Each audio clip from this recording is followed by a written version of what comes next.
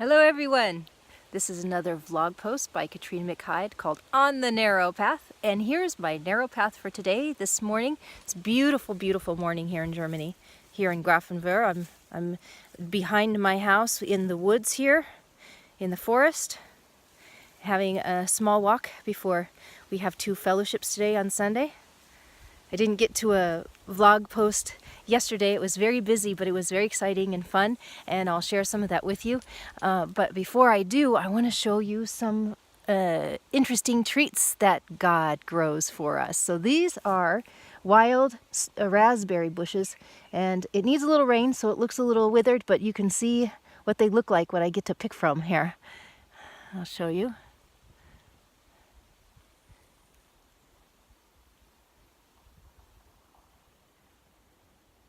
And actually, these are blackberries right here, and they're not ripe yet. So these are raspberries, still working. Some of them are still developing, and these are right next to it, blackberries.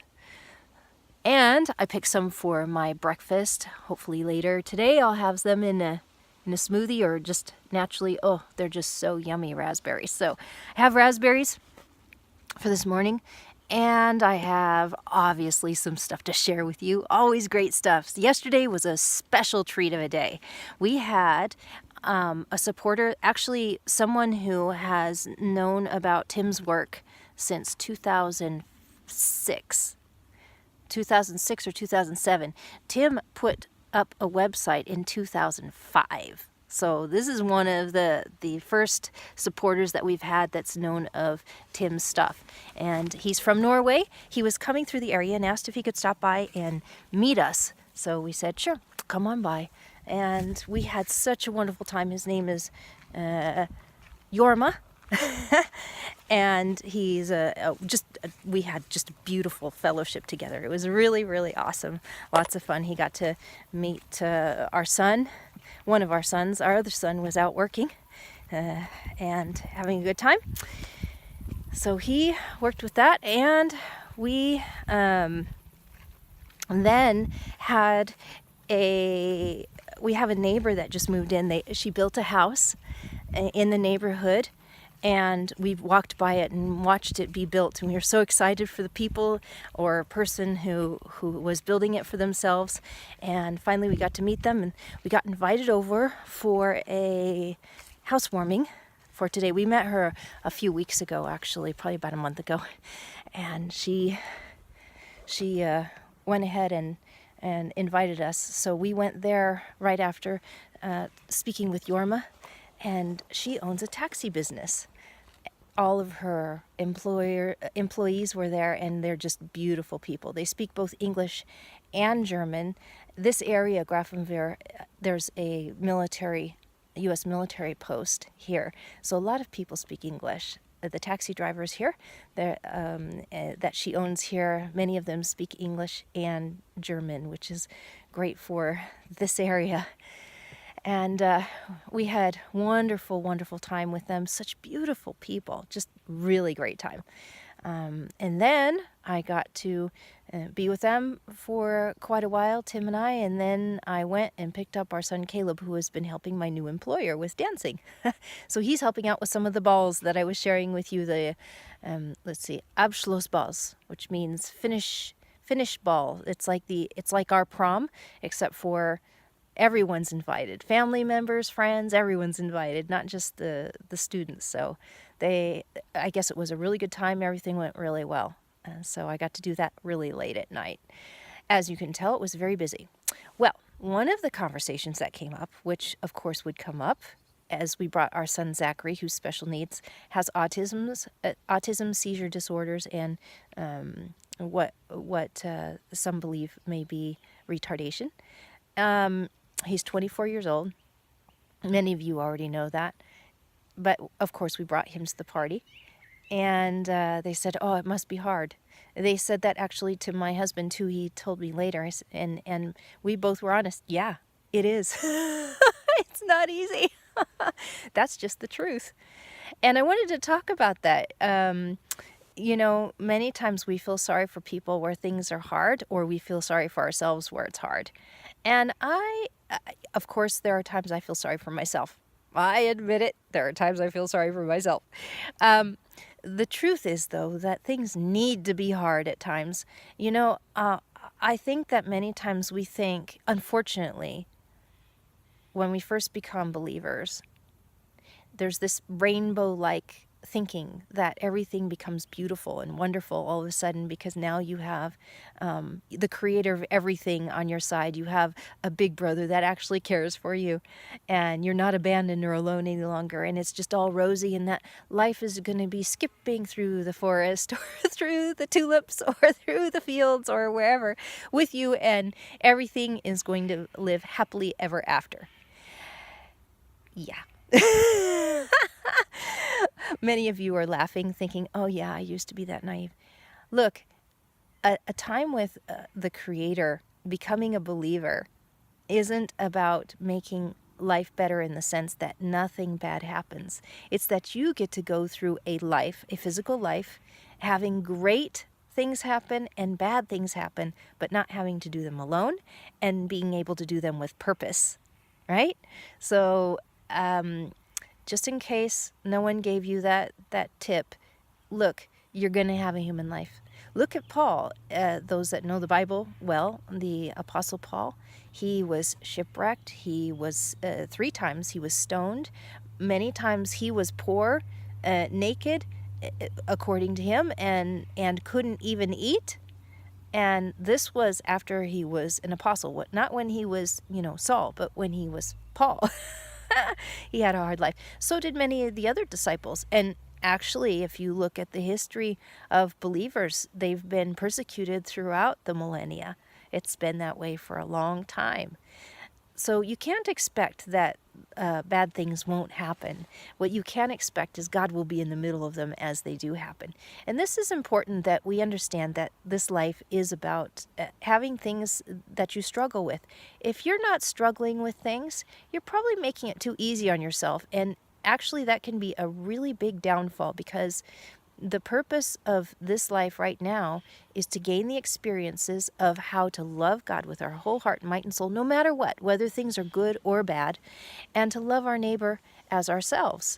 And if you're not in situations doing that, then you're not growing and building the things you need to for eternity. Did you know that you are actually being prepared to be a ruler under Christ, Yeshua, our brother? And as a ruler, it's different than the rulerships of all the world that we've had. The rulerships of the world, they just want to lord over people and control them. And it's about power. With God, it's about love. Yeah, are there things where you have to direct and guide? Absolutely, like a loving person would direct those that need help, that don't have less understanding or are weaker, right? So it's important to be able to take these lessons that we have in life and understand that if things are hard, God's very good at calling you to do things that you're really not good at or not qualified for, or have no idea what you're doing, how to do it, or have the strength to do it, or the resources to do it, or the emotional strength or the patience. All those things, he calls you to do those things. Yes, he does. Why? Because you're supposed to learn how to do it on his strength and know that it wasn't done unless God showed up and he helped you do it. And it was on, not just on your own smarts and your own strength, but on his, right? So if you're going through really, really hard things and it's way over your head, you're in a good place. You can build faith. That's the only place you can build faith. Do you know that's the only place you can build faith? Think about it. If things are easy, do you build faith? You might have confidence in yourself and you might think you're doing really great, but are you building faith, right? So building faith means you do stuff that's hard, right? And learning how to know that you can't learn how to do those things hard without help. Lots of it. And who can help the most? The one that knows everything, the one that's all powerful, all loving, and will never ever leave you or forsake you. So, those that don't have this type of life of learning and growing, really pay attention and ask God to help you, because not growing in this is, many people get lazy and just want the easy life. This isn't about the easy life. It's not. It's about doing things that are hard. So loving those people that you would rather avoid, and telling God, my nervous system doesn't even like them. I'm a quiet person, or I'm a scared person. I'm a shy person. Well, you were created for loving God with your whole heart, might, and soul, and loving your neighbor as yourself. That's about relationships. It's about human relationships. It's about relationships with not only God, but with humans as well. And I know that stinks to hear for some of you. And some of you go, yeah, that's right. And, you might be at different levels, but you were created for that. You were created for that. You know what that means? Is God put the potential in you in order to do it and to develop and to become into that. And that's what brings peace and joy for eternity with time. So if you're really low on that level, I know that, many of you will go into, I'm just a more quiet type. You can be a quiet type. Pray for people. Think of them. Do thoughtful things. Do little gifts or encouraging words on paper or whatever. Find a way to love people. That's the important part. And I want to encourage everyone to be okay. I really want people to understand that, when you were young, learning how to read and write, if you know how to read and write, most people do, but if you haven't, we can take anything, okay? And I'll open that up. But you didn't learn how to read and write on your own strength. You had teachers, you had helpers, you had people that were stronger than you come alongside you and help you and train you.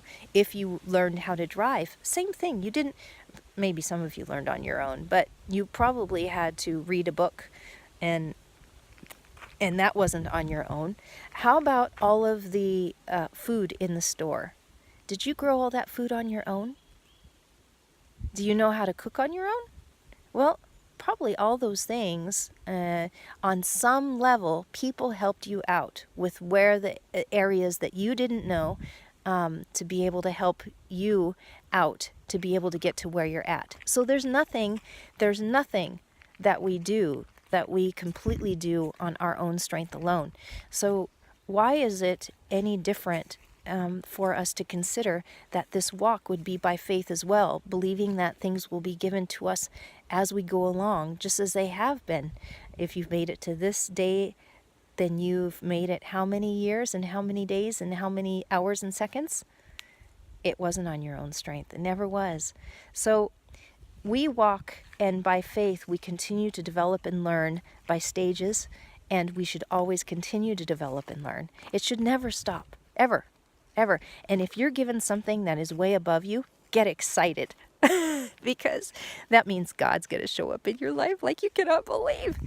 Now, what kind of story would it be if Moses would have decided in his cush life? Well, you got to remember, Moses had a cush life. He was adopted by a princess.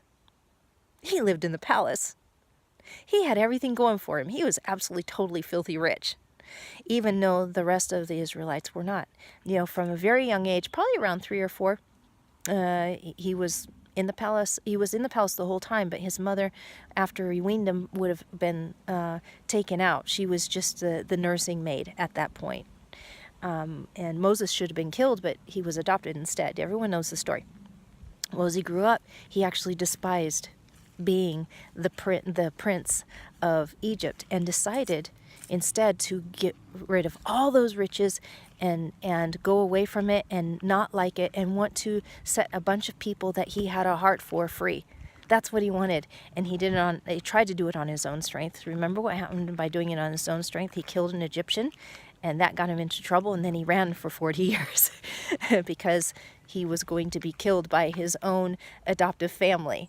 You can imagine how devastating and hard it was for the Pharaoh and for the princess who had adopted him to have that kind of treason happen. It would have really hurt her heart. We don't think about that, how, these are human lives that are happening. And of course, we know Moses was called to bring out the chosen people of Israel. But Moses at first didn't do it in the way God wanted it done. He was learning on the job. We all learn on the job. Moses didn't know how to do it right. He had to be taught, and he was taught 40 years in the wilderness many things before being brought back to do it. And even then, if you listen to Moses, like, I don't speak well, send somebody else. No, I can't do it. No, I don't want to do it. God the Father, Jehovah had to say, you're gonna do it, and I'm gonna be there with you. Don't worry, just you're gonna do it, and I'm gonna be there. Come on.